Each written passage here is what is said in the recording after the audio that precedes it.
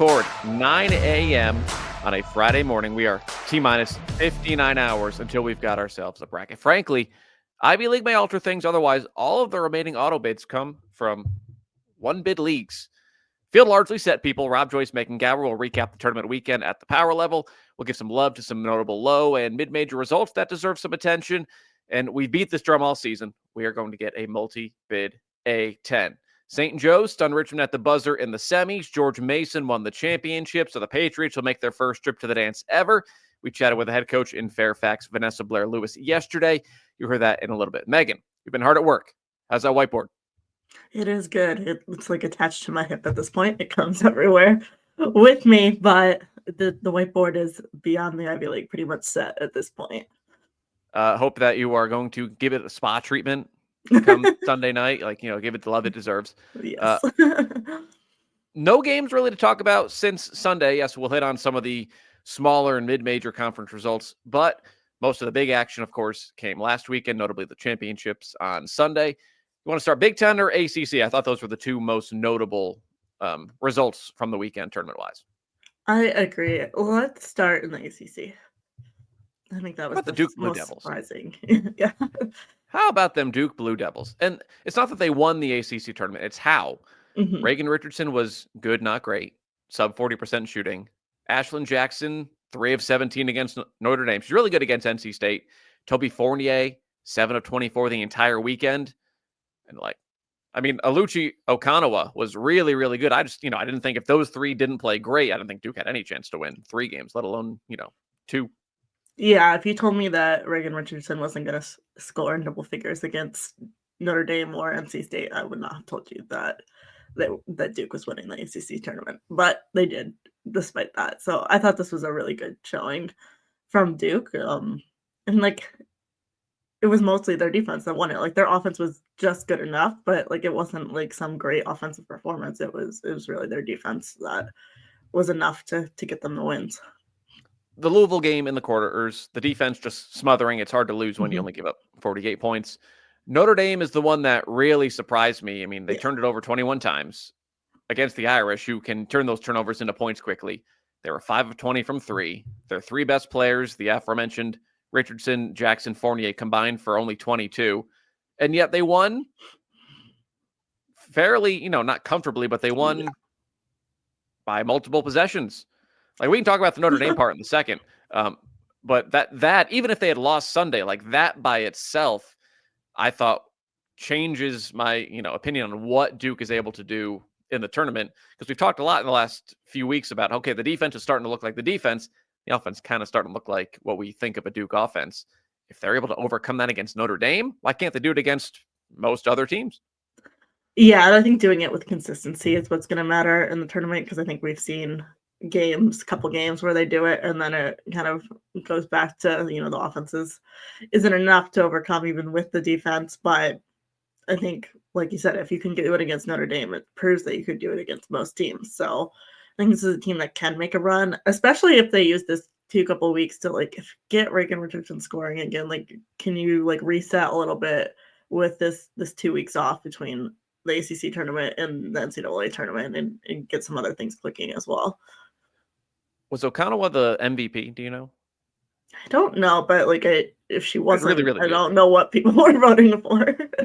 Yeah, the impressive part of the NC State game wasn't that, they were down 9 and they had 3 quarters to erase it, but this isn't a team that's necessarily built to overcome a 10-point deficit against a team as good as NC State. They just ran away with it with the balance. 7 different players scored in that third quarter when they just wiped the Wolfpack off the floor. And where does this put Duke's ceiling now, at least in your eyes, compared to, if I'd asked you the same question this time last Friday morning? Yeah, I mean, I think they're a second weekend team. I don't know that I'm ready to say this team can go to the Final Four. But I could see them being in an Elite Eight and bowing out in an Elite Eight. Okay.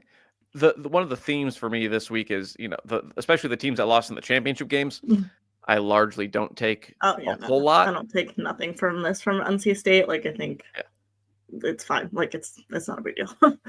Someone has to lose, right? Right. I will say they were forced to revert back to early season NC State, which is to say that Brooks, Rivers, James trio, they scored 51 points combined, and then they just got no help.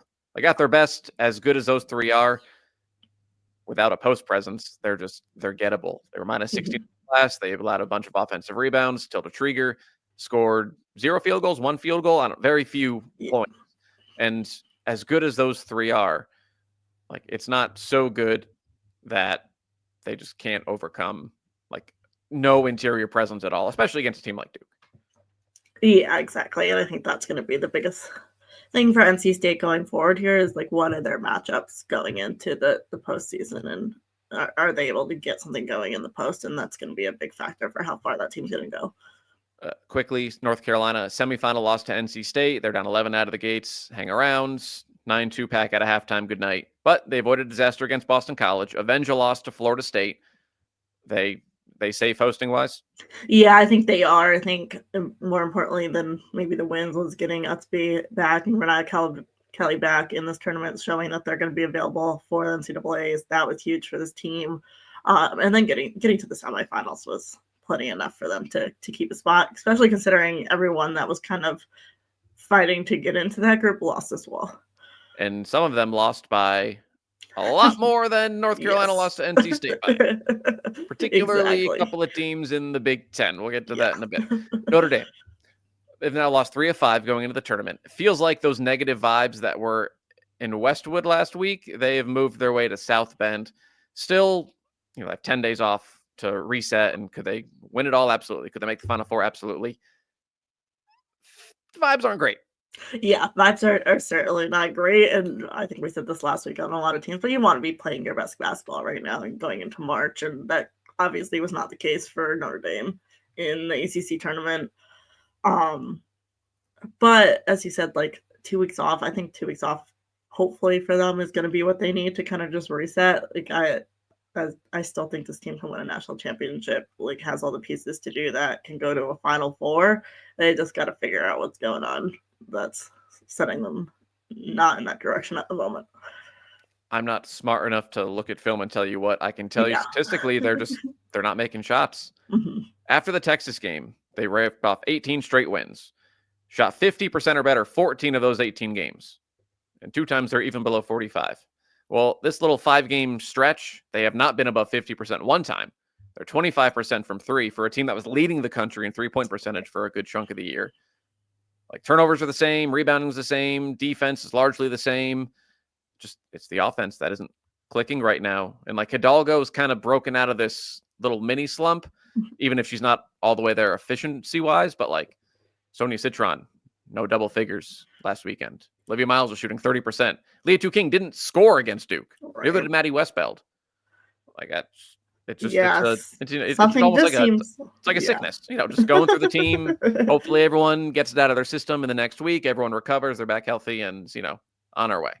Yeah, it seems like something's off with the chemistry and the offense here, but like it's an odd time for that to manifest itself. Usually you see that stuff in November, December, and it figures it's out versus like it's fine all season, and then in March there's an issue. But like we said, I think 2 weeks off. Hopefully that's what this team needs to reset.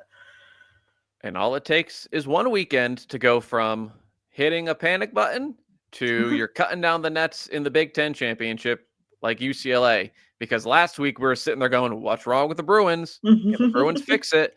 Well, Bruins fixed it. Big weekend for UCLA. Yeah, I think obviously the win over USC was huge, but then even in their semifinal, the fashion in which they beat Ohio State as well, I thought was a very convincing win. Obviously, like just blew Ohio State out of the water, and then are able to avenge the 2 losses to USC. To a really, really good weekend for UCLA. And I think we've talked about how like just the offense wasn't clicking. They weren't really getting a lot from their guards. And I think especially in that USC game, we saw that they were able to get some from London Jones. They got what they needed from everyone. Yes. Even if it was Betts and one of Rice, Jaquez, Jones, whomever, it'd been like, all right, but everyone else is kind of still playing. But last week I said Kiki Rice was a sub 30% shooter the final 3 weeks. 8 of 13 against Ohio State, UCLA. She had 23 assists. She was really good. London Jones, I said last week, was a sub 40% shooter the last couple of weeks. Well, she was 9 of 16 from 3 in the semis and the final.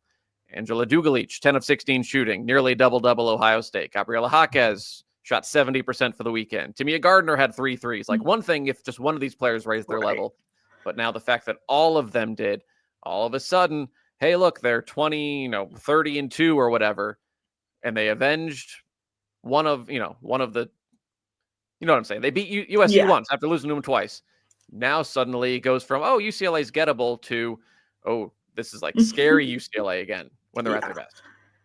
Yeah, I think this is the team that we saw for a good portion of the season, and then there's just the last few weeks there have been some questions because of the back-to-back losses to USC, but for me, I think that this weekend answered a lot of those questions because it's like, if you get them on the third time, like you can get them, and like these are 2 of the top 4-5 teams in the country we're talking about. Like it's gonna be a little bit of a toss-up when they play.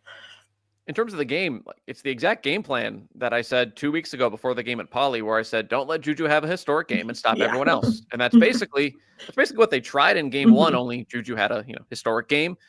Well, Sunday she got her 29 on 28 shots. Everyone else was shut down. Area Fenn, 4 of 12. Marshall and Smith were 2 of 13 combined. I thought Smith did other things well. She just didn't shoot it well. And again, I don't take a whole lot from the loss for the Trojans. No. I'm just glad UCLA down 10 at halftime showed some fight. That's like the biggest takeaway of any team that I saw all weekend is that UCLA had every reason to just kind of sit there and mope through the second half and go, oh, it's going to happen again. And they punched back. Yeah, it went through my mind like, oh, here we go again when they were down 10 at halftime. Like it was just going to be the same result, but they were able to kind of fight back, like you said, and then get the win. And I thought that was really good for them. And then, take a decent lead into the final couple of minutes. The end game execution, though. I feel like at one point I turned this game off because I was like, it's over. And then I looked at the score and it was within 3. And I was like, what happened here? Yes, I was driving back from Greenville post SEC and was following it. And yes, it was end of game sequences leave a lot to be desired. It's almost, sometimes you sit there and wonder, like you're down 7 with 20 seconds left. Why are you fouling? You've seen enough instances over the last few weeks that there's a reason you foul. Is UCLA, we'll go through everything at the end of the show of who is the overall number 1, who are the number 1s, who are the number 4s. Is UCLA your number 1 overall seed?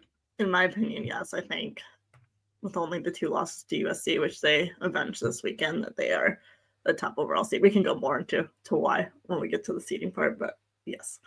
Okay. One of the teams UCLA beat over the weekend. Beat is probably the understatement of the show. Oof. Ohio State. Yikes. Now, going into it, it felt like they were safe to host after the quarterfinal win.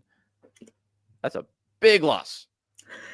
Yeah, I had the same thought. I was like, okay, they won the quarterfinal, they're in, and then they lost in that fashion, and I was like, okay, we're gonna have to reevaluate if they're still in this top 16 because, yeah, to lose by 30 and to not even crack 50, that's not a way you want to kind of come out in a game of that magnitude, and when you're trying to prove that you are deserving to host and are among the top 16 teams in the country, that result doesn't bode well for that. At the same time, everyone that was like knocking on the door to get into the top 16 also lost. So I think Ohio State is safe there. They just sneak in that last spot. They are very matchup dependent. If they face anyone with a semblance of size, they're in trouble. Their losses. Penn State in January. Penn State's only Big Ten win. No Jelani Cambridge still. They were minus 18. Yeah. The first UCLA game, minus 16 in rebounding. Lost big to USC, out-rebounded by 32. Double-digit loss to Indiana. Double-digit negative rebounding margin, minus 10. Hammered by UCLA on Saturday, out-rebounded by 18. They can overcome it sometimes because they turn you over a bunch and they can score. If you're just giving up, especially offensively, like if you're giving up double-digit offensive rebounds against good teams, I can't see Ohio State going far. They're going to eventually run into someone who has a big or two or just has size, and they're just going to beat them up if they take care of the basketball. Yeah, exactly. I mean, UCLA did a decent job taking care of the basketball. 16 turnovers isn't awful against an Ohio State team, but I mean, even if they turned it over 25 times, they would have won this game. It's just like it's such a big margin. And like it's 30 points on paper. Honestly, it's even a little more than that because Ohio State scored like the most points they did in a quarter in the last one when it was garbage time. At that point, the game was over in that fourth quarter. So for Ohio State, yeah, I think when you're getting a bracket on Selection Sunday, you are hoping that the other seeds and your top seeds in your region are not teams that have a large post presence, because from what we've seen this season, I don't think they're going to make a run with that in their Right. in their grouping. If you're a 4 or 5 seed Ohio State, you don't want Texas to be your 1 seed. No. You don't want. And of course, looking at the other 1 seeds. Yeah, I don't think you really want any of them to be your 1 seed. No, well, but it's probably going to be Texas or South Carolina, because they're going to avoid pairing them, or that there's only going to be 3 Big Ten teams in there, so they can't be paired with USC or UCLA. things to look forward to for Ohio State. Other Big Ten thoughts. Ohio State still might host because other teams lost one of those. Maryland going into Friday, I thought Terps had a pretty good opportunity to showcase itself as a top 16 team, and then they lost by 27 to Michigan. Yeah, great win for Michigan. I think it helped them probably move up a seed line. I think they're probably a 6 seed now, so great win for Michigan. Yeah, not good for Maryland. That's not how you get yourself into the hosting conversation. And I think losing to Michigan probably would have eliminated them from that. Losing to Michigan by 27 points certainly puts you not in that conversation anymore. That was a weird game, right? Like they were down big early and then had a big second quarter. It was like just a seesaw, right? And then Michigan just repeated the first quarter in the third quarter, and well, yeah, that was that. Yes. Again, I am mostly caught up from last week, but it's impossible to catch all of everything. Yes. 27-6 first quarter, 31-14 Terps second quarter, and then 28-12 Michigan third quarter. So yes, very volatile back and forth. Michigan, they've started to pick up some wins. They're not a perfect team. They're good, not great defensively. They're not a bad rebounding team, but they're not overly big. They can get into foul trouble. If you're a 3 seed, like Olivia Olson, Silas Swords, Mila Holloway, they're all freshmen. They're raw talents. They might be as talented as any 3 seed. It's just a matter of they're just super young. And when you have that much talent, even young talent, I don't want to see Michigan in the second round. No, this is a team that can definitely get someone on their home court, and I wouldn't be surprised to see it happen. I was talking on a UConn podcast earlier this week, and it's like, thank God they beat Maryland like that, and we'll probably be a 6, so they can't end up in stores. But yeah, I think this is a team that could absolutely get someone if they have a good night. I think we've seen it many times this season where they've come really close, or against Maryland clearly just blew them out of the water here. So an exciting team. I think, they're young, so they're not going to have that experience edge, but could get someone this year. And I think is really excited about what this team's going to be next year. Another team I don't want to face out of the Big Ten, Iowa. Almost tweeted about them. It was late in the final minute against Ohio State. I went, all right, I'm going to wait, see if they win. They didn't. I can take the blame for someone losing last week, Iowa State. I gave them the kiss of death. Can't blame me on Iowa. Another team, though, even with the loss against Ohio State, trending in the right direction. Lucy Olson struggled against Ohio State, but she was really good during the 4-game win streak. And again, if you're walking into a 3 versus 6, a 2 versus 7 game, and you may not have the best player on the floor, watch out if Lucy Olson is the 55% shooter, not the 6 of 18 shooter. Yeah, exactly.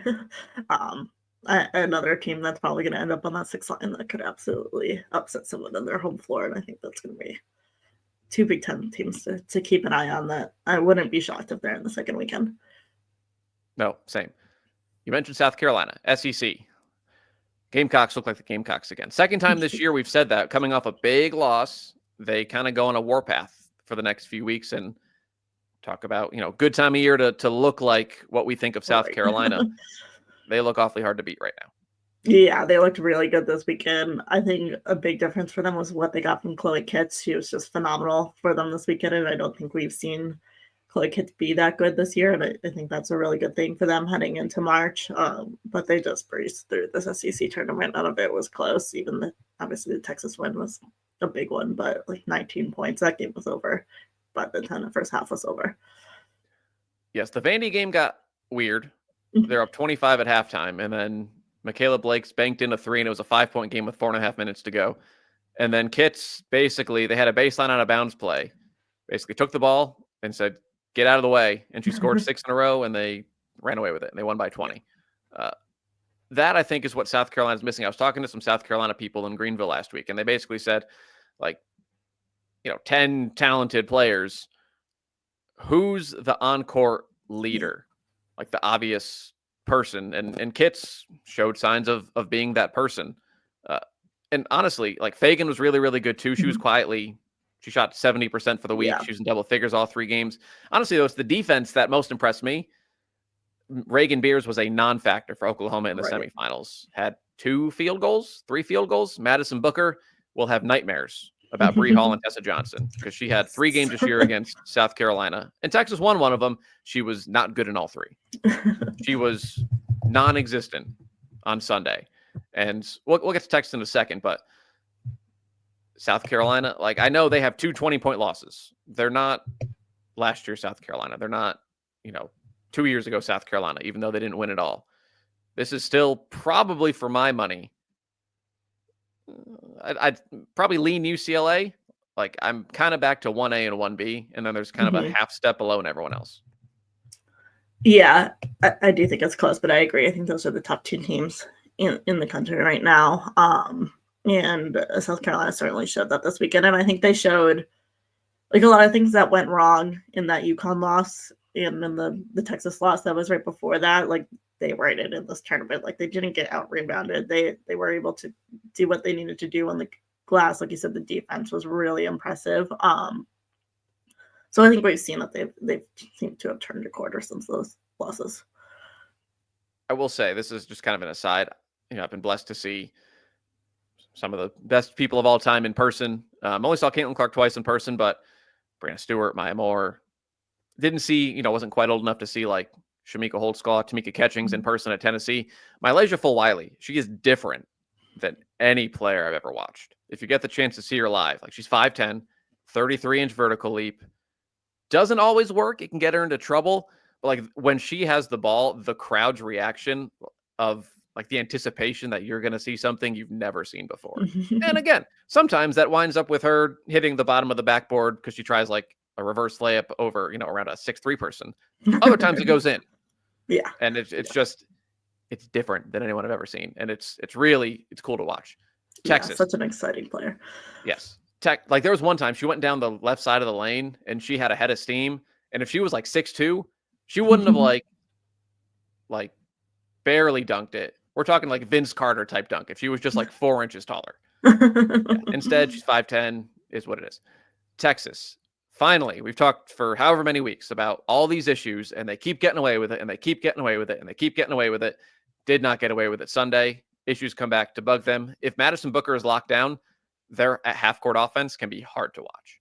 Yeah, I just thought this weekend in general was not great for Texas. There's the 19-point loss to South Carolina, but quite frankly, like the LSU game might have been even worse because LSU did not have Flau'jae Johnson. Anissa Morrow gets hurt in the third quarter, doesn't play basically the entire second half.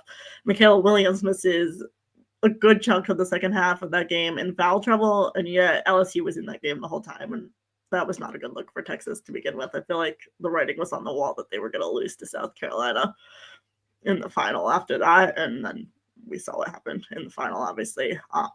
But yeah, the offense for Texas this weekend just looked really, really rough. Yeah, we were kind of saying that even during the second half. It's like, oh, because when Morrow went out, like the air in the building just it deflated. It's like, all right, this is over. Any excitement, and then they come out and LSU stays in it. It's it wasn't a good game. It was 56-49, so it wasn't an aesthetically pleasing game. But you felt it was hard to feel good about Texas coming out of it, and it came to fruition. And what South Carolina did was what South Carolina does best. They took away what you do best. Kyle Oldacre was so good against South Carolina in the regular season, a non-factor. They gave Raven Johnson gave Rory Harmon the Raven Johnson treatment. Just shading off of her, saying, go ahead, shoot the ball. And Harmon didn't even look to shoot. Right. This team is offense, like you said, is so reliant on Madison Booker. And when you get a situation like that where Bree Hall can just lock Madison Booker down, like I don't think they know what to do in the half court if Madison Booker is not scoring. Or you're just not getting every offensive rebound and putting it back. Which they didn't. Yeah. They have more games where they made 0 or 1 3-pointer in SEC play than they did more games than they made 4 or more. Yeah, We talked they're about dead 3-point last in shooting. the country in 3-point late. Like, that's wild to be saying about a top 5 team. Yes. It's copy paste. We've said this for a couple of months. They keep getting away with it. They'll probably get away with it until maybe the Sweet 16, maybe the Elite Yeah. 8. Yeah, I think it's gonna And be very then, matchup dependent too. But this is a team that, like, if you're looking at, like, which 1 seed could get upset the earliest, I'd be the most worried about Texas, and, like, if you get a matchup with a team that can, like, shoot the lights out from 3, like, can you keep up with that? yeah, if a team, they're very good defense. Mhm, If you find a way to make 9 threes, you get hot. Yeah, absolutely. I will mhm. say South Carolina didn't shoot the 3 ball well this weekend No. against Oklahoma or Texas. It didn't matter. Yeah. Um, we tried to put, it wasn't lipstick on a pig for most of the broadcast, but you kind of realize at halftime, like, all right, this isn't really going to be a game. And Right. it wasn't. And, thumbs the breaks. After last year, the SEC tournament, we were due for kind of an SEC tournament as a whole. We had like 1 good game, 2 good games. Oklahoma, Kentucky was entertaining. Mhm. Alabama beat Florida. The rest of it largely decided with 5 minutes to go. Happens. I will say, I know they lost fairly handily to South Carolina. Oklahoma's starting to play better. They've won 9 of 10, 6 straight games. They have not hit 20 turnovers. In fact, 4 of those 6, they have 15 or fewer. And it's amazing. Like, they're turning the ball over and they're winning a lot of, or not turning the ball over, and they're winning a lot of games. Yeah, I mean, we've talked at length about how that has been the biggest issue for this Oklahoma team because they can shoot the ball well and they do have Reagan Beers, but like when you turn the ball over 20 times or more a game, it just like really puts your ceiling a lot lower. And I think not surprising that that's what's making them look better, but I think good to see that they've been able to kind of correct that late in the season because a lot of times you get to this point in the season and like that's just part of your identity and it just continues. Isaiah Van's been really good off the bench. She was in crunch time against Kentucky. Reagan Beers had been on one. She's really, really good until South Carolina. Their shooters are still streaky, so they're gettable compared to some of Mhm. these other teams who will host. But if you're looking for a dark horse to go on a run, Oklahoma is sitting there. And Jenny Baranchek, got a chance to talk to her for the first time. She's like the nicest person in the world. Big fan of Jenny Baranchek. Uh, that leaves 1 conference left. Big 12. TCU beats Baylor for the 3rd time. The year of Haley Van Lith. We probably haven't given her enough flowers. Her resurgence is one of the better stories around the country this year. She's just every game she shows up now. Yeah, I think it started probably with her Olympic runs this summer. I mean, like she was great for the 3x3 team, 3-on-3 team in Paris. You could kind of see watching those games that like something had kind of turned from her. What looked like it was just a rough season for her at LSU, and you could see kind of her getting that confidence back in the Olympics this summer, and then that has just carried over to TCU all season long, and she's been really, really good for them and a great hasn't really gotten the level of national attention you would expect for a team that's kind of ranked in the top 10. And like Haley Van Lith is a huge name in college basketball and has been for many years now, but she's just had a great season. And now TCU has won both the regular and tournament titles in the Big 12. Big 12 player of the year, Tourney MOP. She's cranked it up last 6 games, 21.5 points, over 50% shooting. Are we sleeping on the Frogs as a 2 seed? I think a little bit. Like I still think they're very dependent on Van Lith, and Prince, and that can be a crux going down into March when you kind of rely very heavily on a couple players.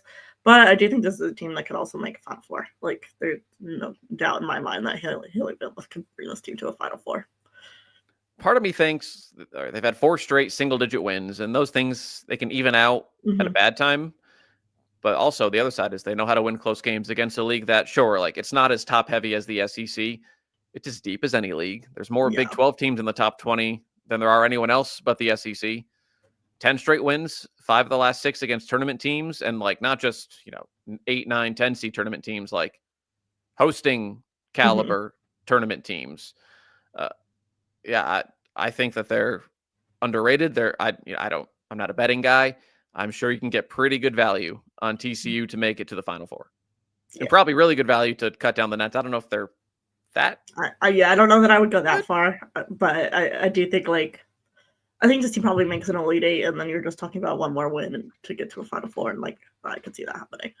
And at that point, you're only, you're 2 wins away. True, you I are don't only know if one anything more can win happen. from Ruchi. Right. I read something that made me laugh, that this team has no tournament experience. Like, sure, TCU as a program has no Yeah. tournament experience. This is a Van team. Life has plenty of tournament experience. Like, Yes, she played in the Final Four. Louisville reached the Final Four when she was there, right? yes, yeah. I think the year it was like Stanford versus UConn, and then Louisville Yes. versus South Carolina. Yes. But she's been there. She was in the Elite Eight last year. Mhm. Sedona Prince has played in the tournament before. Madison Connor didn't play. She was on that Arizona team. That was a breath away from winning it all. Agnes Nupu was a bit part. She was on that Stanford team that beat Arizona. She has a ring. Yeah. Taylor Bigby was in the Elite Eight last year with USC. Yes, it hasn't all come together. And the Horned Frogs, like the team wearing purple, hasn't been in the tournament. The players that play for the Horned Frogs have all been to the tournament and deep Yeah. in the tournament in some way, shape, or form. Yeah, this is So, one of, I know it's a new group, but it is one of the most experienced teams in college basketball. I think there's something about like average age on TCU is like I think one of the highest in the country. Like these are experienced players. They know how to play in an NCAA tournament. I'm not overly worried about their tournament experience. no, Mark Campbell was an associate at Oregon. Had to have been on staff when Yeah, that group with Sabrina went to the Final Four. So yes, they've been there before, just not yeah, together. I know Baylor has a TCU problem. Sure, I look at this team; they should host, especially when I'm looking at some of yeah, these other teams. yeah. I think Baylor hosts. I think they did enough this weekend to be a hosting team. I think this team, like, it's still a team that not a lot of people are talking about, but if they get Little Paige Bugs back for the NCAA tournament, which I don't think we've really heard anything firm on other than that she wasn't going to play in the Big 12 tournament and they were resting her, which, this time of year, coaches, who knows what that means, but They did say she would be back for I think okay, they said before the Big 12, the plan was no Big 12 tournament. She will be back for the NCAA okay. tournament. And I So, think so she even did an interview with someone. all right. So assuming that she is planning to be back, like this is a team that I think could make a really deep run. Like we've seen them come within single digits of a TCU team twice without her. They've played really well without her down the stretch, and she's such a huge part of what they do as well. Like I just think this is a team that could make a big run in this tournament. Aaronette Vondelay, she's picked a great time to play her best Yeah. ball. 37 in the overtime win over Oklahoma State, 20 against TCU in the loss on Sunday. She's been so good for the last few weeks. And I know Baylor doesn't have the quad one wins that a lot of teams do. They only have 3. If you make it quad 1, quad 2, Yeah. suddenly there are They're 11 right there. wins, which is as many as anyone aside from like South Carolina. Right. So why not? Like what else is Yeah. Baylor didn't lose by 30 last weekend. Exactly. I do think they did enough last weekend to host. I mean, yeah, you didn't beat TCU, but they were right in that game in the final, and like you said, they didn't lose by 30. Like, if someone's gonna fall out of that group, I don't think it's gonna be Baylor. Oklahoma State, who lost to Baylor in overtime, same old story. Close wins over a tournament team in Utah. Close win against Kansas. Close win against Texas Tech. Not tournament teams. They can lose to a non-tourney team. They can go to overtime against a top 15 team. Like that bracket's going to come out, and I'm going to sit there and stare at Oklahoma State against, what are they, like a 6 or a 7 seed? 6 seed? Yeah. I'm going to stare at that 11 seed and go, Probably, yeah. they can absolutely win. And then Oklahoma State will win by 40. And then I'll go, Cowgirls will take care of business, and then they'll lose. Yeah. All right, let's talk A10. We're going to get 2 bids. St. Joe's stunned Richmond at the buzzer in the semis. Vanessa Blair-Lewis is the head coach of the champion George Mason Patriots. We chatted with her yesterday. We'll talk Patriots next. If you listen to this podcast enough, you know we love us some A10 hoops. We talk about it more weeks than not. We're happy to be joined by the head coach of the newly crowned A10 tournament champions, making their first appearance in the NCAA tournament next week, Vanessa Blair-Lewis. And Coach, thanks for taking the time. Congrats on the championship victory. How are you? Oh, I'm doing well. Excited, sleepy, tired, hoarse, all the things. But, oh, man, it's just a great place to be. Take us back to the weekend. You're up 16 against St. Joe's heading to the 4th. Hawks cut it to 6 with 90 seconds left. You make your free throws. What were those last 20 seconds like when you realized, all right, we're up 11 with 20 seconds left? Like, this is happening. Yeah, this is going to happen. I think when we got under the minute, I was really confident in the team's performance at that point, obviously. Like I just, shooting 90% in the third quarter and going into the fourth quarter, they had a refuse to lose spirit. So when I saw 53 seconds, I know it was still a little bit chaotic, but I immediately thought of my dad and our conversation before I left home. And I started to get a little emotional. I just went down the line just to hug every player and every coach and thank them. But I just kept saying, just in my spirit, Dad, this was for you. This is for you. Introduce our audience to your team. Maybe they watched you for the first time this Sunday, or will watch you for the first time in the tournament. But what kind of style do you like to play? When is your team operating at its best? Yeah, when they're sharing the ball, like we have so many, a lot of people say, "Oh, you have a triple-headed monster." No, we can go really, really deep. It can be anybody's night. We're up tempo. We're trying to score within the first 8 seconds of the shot clock, so we're always hunting the rim, whether it's in the lane or kicking it out to the three. So all of our players play at that pace. And then on the defensive end, we're still relentless. Like, some teams may say, okay, I'll choose offense over defense, which is cool. But I've been a defensive coach my entire career. And then just lately, my staff convinced me, hey, coach, look, we got to get some more points on the board. So we started moving into a mindset of, we want to get to 80. Like, we want to get to 80. That's our goal going into the game. And the only way to do that is, play fast and, have a lot of possessions. But it can be anybody's night to have 20, and it has been that. Let's talk about some of these players then. So here, Walton, last year wins A10 Rookie of the Year coming off the bench. She improves her numbers across the board. She's a starter this year. This is a kid from Seattle, missed 2 years ago. One, how did you get her from Seattle, and just how impactful has she been really at the moment that she stepped on the floor in college? Yeah, we did our thing recruiting. We just went out there, and I think a lot of times people look at the best players on the team when you're out there recruiting, and sometimes you just miss those golden nuggets that are on that team as well. And we just saw something special in her every time we watched her. She just has this relentless spirit. I don't know if she breathes when she plays. She's just so stoic. She's just straight face. She's all gas, she's no brakes. And those are the things that we saw in her, and just her just aggressiveness. Like, she was aggressive. She got to the rim. And so, sadly to say, there were not a lot of offers for her. Like, you look at this kid and you're like, what? So we were glad we were, one of maybe a few. And she loved the family atmosphere we had. She fell in love with, the beautiful campus and all things academic as well. But, if she could have her bed in the gym, that's where she would be living. So she just wants to hoop. Like, that's just her thing. I want to hoop. Another sophomore on the team, and Kennedy Harris was an all A10 performer. She missed some time in February with an injury, but came back against St. Joe's, was a little limited in that loss, but kind of got it going again against Duquesne, and you guys haven't lost since. What does she bring to this team? When Kennedy's on the floor, they have to respect her. She was another all rookie selection last year. Same thing towards the end of the season, she got hurt. But still, when she's on the floor, she's so formidable. She's a 3-level scorer. Defensively, she is just a gnat. Like, she's going to get after it. And we really missed her those 7 games. But I think it was a great time for the team to, grow up around her. We were able to pull some players like Paige Greenberg and Naku Mitchell and Jada Brown to get minutes they probably wouldn't have gotten had she been healthy, because she garners, a lot of minutes and a lot of attention when she's on the floor. But yeah, she's a winner. She's a champion. Like, she knew on her unofficial visit, and this was a young lady who was recruited by, bigger time programs in Power 5.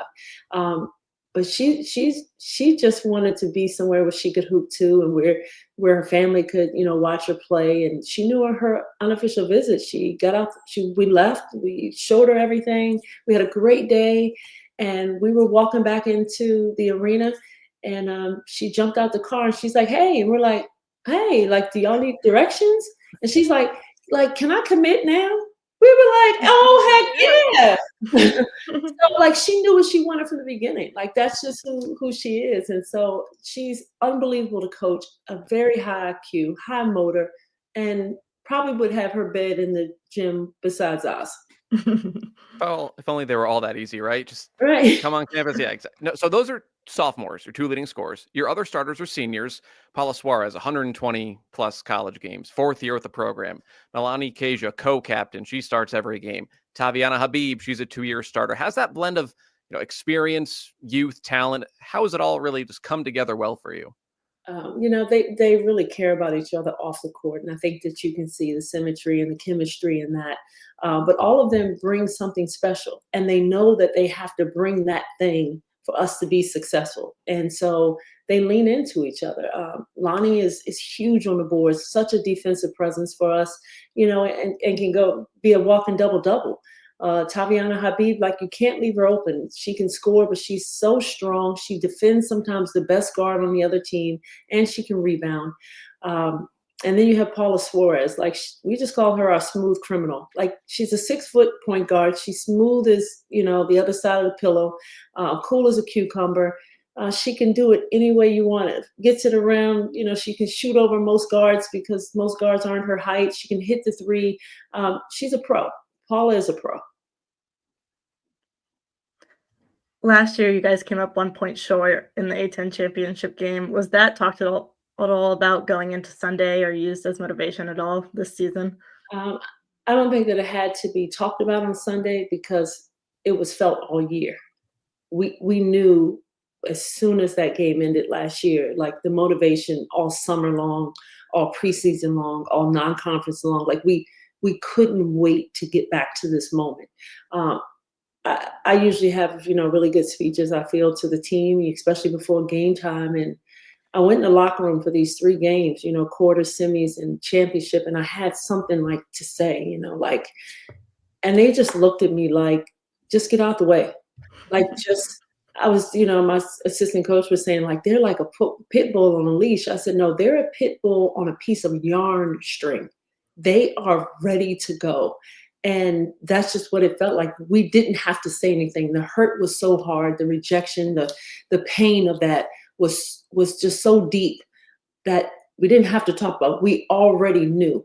And we knew going into that, like we could not leave anything on the table. That if we could, put up, we had to separate as much as we could. We left nothing to chance this time. So no, there didn't have to be a conversation at the tournament, because that had been felt all year long.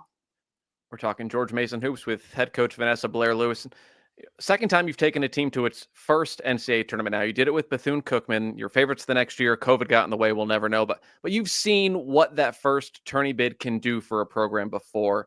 What can it do, in your opinion, getting over that hump that you certainly hope happens now going forward in the tournament this year, next year, and beyond in Fairfax? Yeah, well, I think you set a standard. Like now it's a standard. And there's an expectation that this is what we do. 4 years ago, when we took over and the program hadn't won a game in the conference, we had to set a standard. We were growing an expectation. We were building a culture. We were taking steps to be champions. And so you talk about that all the way up to getting there. And now you're here and it's like, okay, this is now the standard. This is the expectation. Here we've been talking about a multi-bid A10 all season, but what's it like playing with Richmond, St. Joe's, Davidson, all these teams that nationally don't get a ton of recognition, but are really, really good teams? Oh man, they're well coached. They're formidable. Any one of these teams could have been here. It's just every single night, you got to give it your best, and you just look at it. Like during the regular season, we lost to all of them. Like we lost both times to St. Joe's and split with Davidson and lost to Richmond. I mean, obviously they were games, but every single night you got to strap it up and come out there and play. Like I have so much respect for these programs. And then when you join a conference like this, for me as a staff, we look at, okay, what is it going to take for us to get to the top? Like we're at the bottom, we're the last team, but how do we get to the top? And they become your measuring stick. They become the bar. Like, okay, we got to find out how to beat these teams. We got to see what they're doing, and we got to make sure that we are, playing a certain way so that we can be, in these games and be victorious. And so a lot of these programs, like when I got in, Dayton obviously was probably on their 6th straight, tournament run. They were the bar, and I think that's what Richmond and Davidson and St. Joe's, they're the bar for the conference. Like, if you want to be successful, you're gonna have to go through them, and don't discount anybody else. Rhode Island, Dayton, like they've all every single night it's a dogfight for them. Like this conference deserves to be a multi-bid league.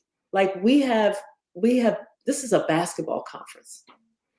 And what does it say about the conference that it's not just this isn't a one-hit wonder, especially in this day and age? It can be awfully hard to compete with the high major schools, right? Good players go in the portal, all that.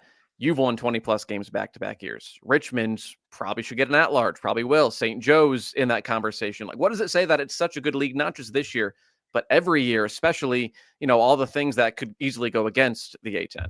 Yeah, I think we have tremendous leadership at the top in Bernadette McGlade, and Candy Cage, as the women's administrator over women's basketball. We talk about national issues where they're in the rooms with having those conversations with us about what it's going to take. Like there's a standard there and there's an expectation for these coaches, in the conference. But when you have great leadership, like, that they're out there fighting for you as well. For us, like most of the schools in this conference are basketball schools. Like this is what we do, and it's good to go out there on the road and say, hey, we're basketball centric, meaning you come here, this is the focus.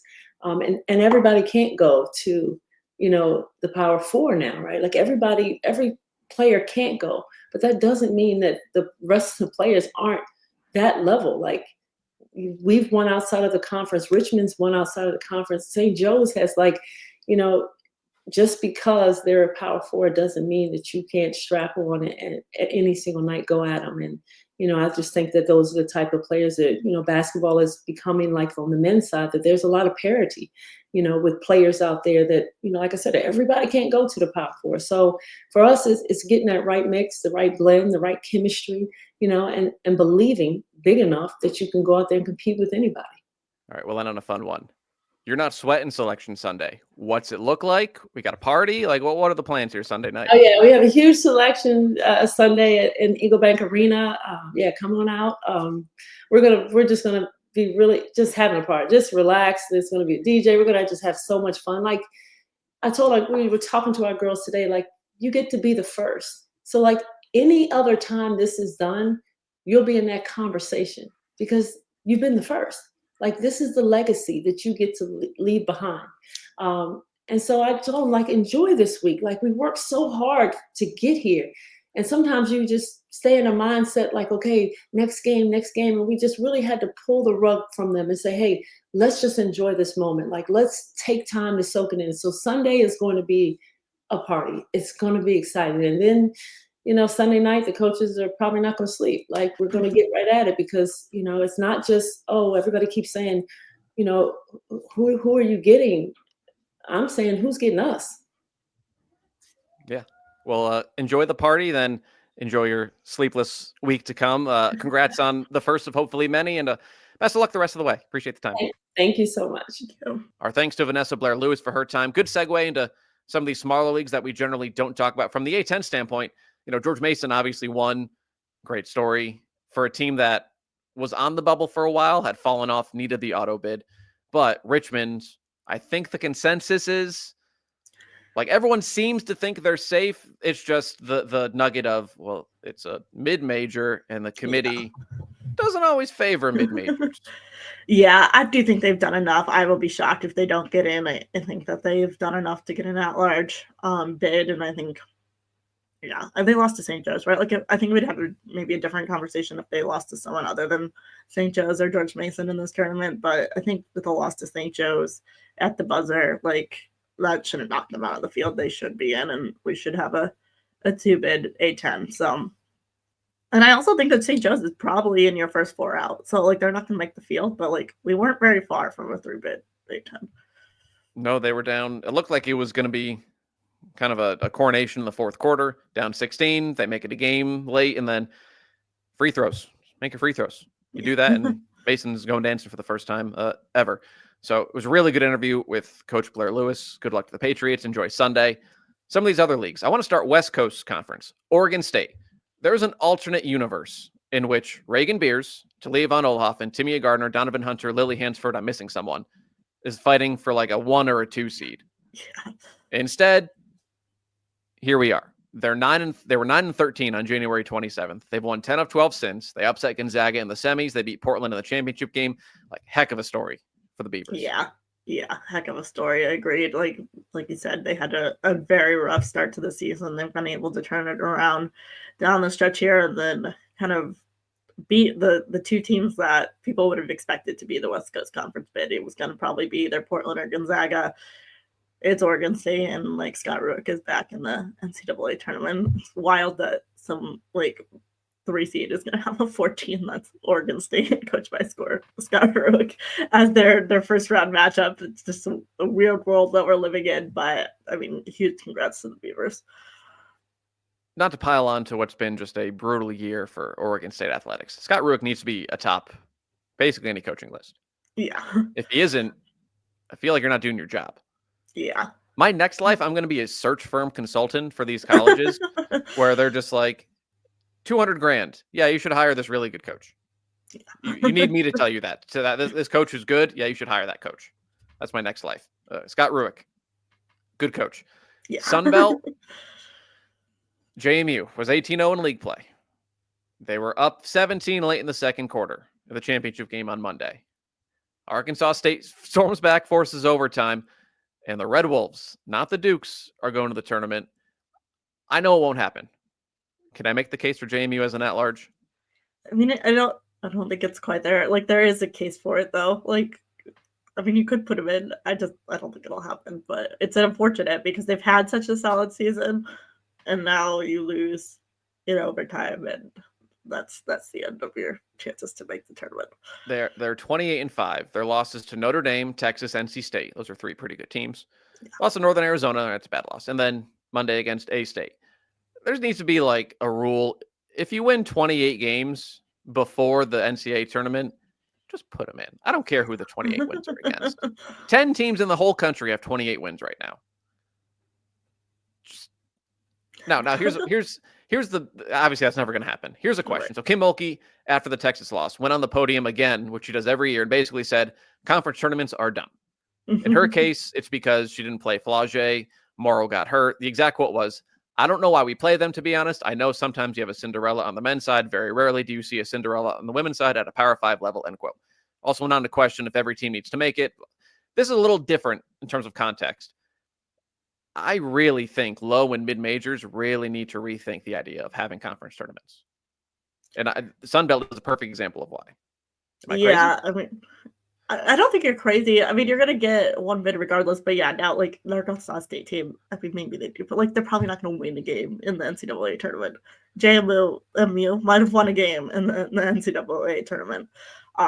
So, yeah, I think it hurts the JMU. So, like, getting there, like, a program that has been good so all year round. And now, like, they just don't get to play in the NCAA tournament because of this one game. And now with, like, the revenue like coming in with the tournament too, like winning a game would have been more money, and like your chances of winning a game are now much smaller. That said, like I do kind of like the like fun of like you play a conference tournament and like anyone can make the NCAA tournament still. Sure, it's fun for a viewer. Remember, conference tournaments aren't mandatory. Yeah, there's no rule saying you have to have a conference tournament. They won't get rid of them because the men won't. So I get that. But you're the Sun Belt. You're a one bid league 99 years out of 100. You spend, I asked someone not in the Sun Belt, but mid-major level, long-time college admin. I said, what do you think? Like, do you think they're making any money on conference tournaments? And this person was like, no chance. They lose thousands of dollars. So you spend thousands of dollars to run these neutral site events, not make money. You're losing money. Is it worth having JMU watch a season's worth of work go down the drain because they had 25 bad minutes? Like, this isn't a shot at A-State. This is a larger discussion. The Sun Belt, just the example. JMU is a halfway decent 11 seed. Non-zero chance they win a tournament game. A-State's what, a 14 or a 15? Yeah, maybe even a 16. I think. All right. Well, no 14 or 15 has ever won a game. 4 13 seeds have won. Obviously, 98 Harvard beat up on a decimated Stanford.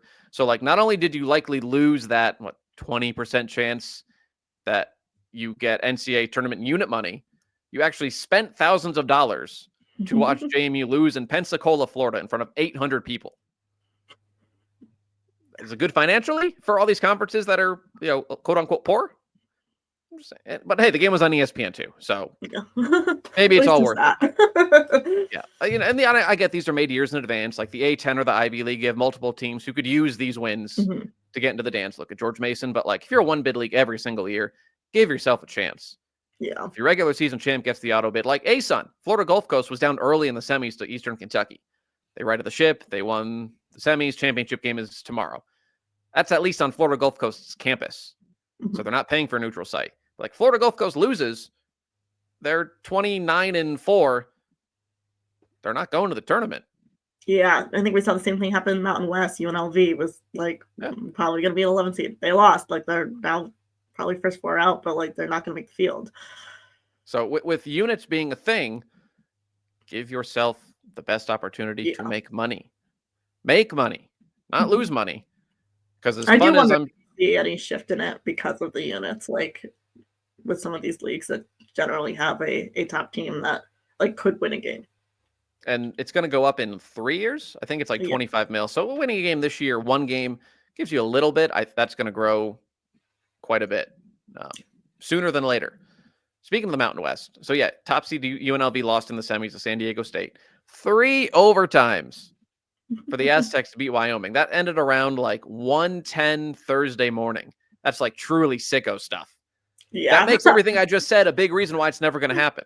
Like 1:10 in the morning on national TV, you're triple overtime to get your auto bid. Like that is the counter to all the nonsense that I just said. Yeah, I did not stay up for that one. I was updating the bracket and I was like, it was in the fourth quarter, and I was like, should I wait for this game to be over? And I'm really glad I just was like, no, what, we can update who wins this game tomorrow. YouTube's a great invention. You can go back and watch it, and it was Yeah. wildly entertaining. And I knew what happened, but it was great drama. First NCAA tournament for the Aztecs since 2012. And then one other, Montana State, another team. They were the overwhelming favorite in the Big Sky. They were down 1 to 14-18. I think fired their head coach Montana. Mara Dykstra put back at the buzzer to win. Bobcats are going dancing. That was your other like marquee, notable moment from the last week. Buzzer beater to go to the tournament. Yeah, it's pretty cool. And again, another counter to everything I just said. Buzzer beater to win your conference tournament is really cool. We do have more high major openings, by the way. Arkansas is now open, joining Mizzou and Auburn. BYU, Arizona State, Houston in the Big 12, and Wisconsin as Marissa Mosley. That was weird. She resigned. Yeah. Like the stories came out that she was getting fired and then she resigned. She's not the coach anymore. That's the end of the day. Okay. Field is mostly set. We have a couple auto bids. They're one bid leagues. You're just shifting maybe, a 13 and a 14 and 15. But at large is largely, for the most part, wrapped up. So, Megan, all of these answers are available for free. Be confirmed at herhoopstats.com, where you can view Megan's bracketology, updating it basically every day this week. Yeah. But we'll go through anyways. Give me your number one seeds in order. Yeah, so it's UCLA, South Carolina, USC, Texas. I know there's been a lot of conversation about who's that number one overall. For me, it's UCLA. Like, they only have the 2 losses. They're only to USC. Like, yeah, they weren't super close, but they also weren't 30-point losses, right? They're 13 and 11 or something like that. And I think they just looked really good this weekend. They looked the part in the Big Ten tournament. And then you have South Carolina, who also only 3 losses, right?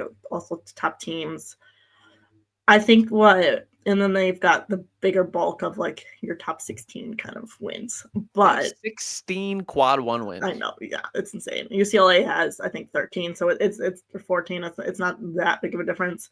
But there is a difference there in terms of quality of wins. The reason I think that it has to be UCLA at number 1 overall is like 2 weeks ago, we got a preview from the committee after South Carolina lost to UConn, and South Carolina was a 2 seed, right? Then they lost at home by 30 points to UConn. As much as they like looked the part this weekend, looked really good this weekend, like I don't think you can just ignore entirely that game that happened 2 weeks ago. And if like the committee thought they were a 2 seed 2 weeks ago, it just feels too extreme for them to climb to number 1 overall. They're going to be the number 2 overall team. So like it's still a big climb, but for them to bypass UCLA, it just feels a little bit too extreme from what we've seen from the committee so far. That makes sense because UCLA was the number 2 overall? They were the number 1 overall in that because it was before the second loss to USC. So they had Right. Only And if one you're loss at saying the point. South Carolina is going to jump 5 spots for beating Texas and Oklahoma, well, UCLA beat Ohio State and USC, Right. two Yeah, equal exactly. I just caliber don't think there opponents. enough happened in those 2 weeks for them to flip. Which frankly, it doesn't matter a ton, right? No, it doesn't. Because UCLA is going to go to Spokane and Mhm. South Carolina is going to go to Birmingham, and whichever order they're in, like that's how it's going to be. Right. So that's the important part, especially South Carolina. Like UCLA, Los Angeles is not close to Spokane, but it's the West Coast. You're not changing time zones. South Carolina will travel to Birmingham. That's going to be a pro Gamecock crowd. Oh yeah, absolutely. All right, give me your number 4 seeds as the final teams to host. Yes. So that is. Hold on. I want to pull it up in order, and it's not necessarily in order in the S curve because of all the rules around conferences. North Carolina, Ole Miss, Ohio State, and Baylor. Ole Miss, make your case. I think they just have. I mean, the SEC in general, right? The amount of quality wins that these teams have. They've got 6 quad 1 wins. That's a lot more than most of the teams sitting outside the field. And then they just had a solid closeout to the season. They got the win over LSU to end the regular season. I think they did enough in the SEC tournament to stay there. A lot of these teams too just got helped by the fact that like everyone else that was trying to get in there also lost. Sorry, you said North Carolina, Ole Miss, and who are the last 2? Baylor and Ohio State. Okay, so who would be the 5 seeds that will not host? Yes, that would be Alabama. They're the first ones out of that group.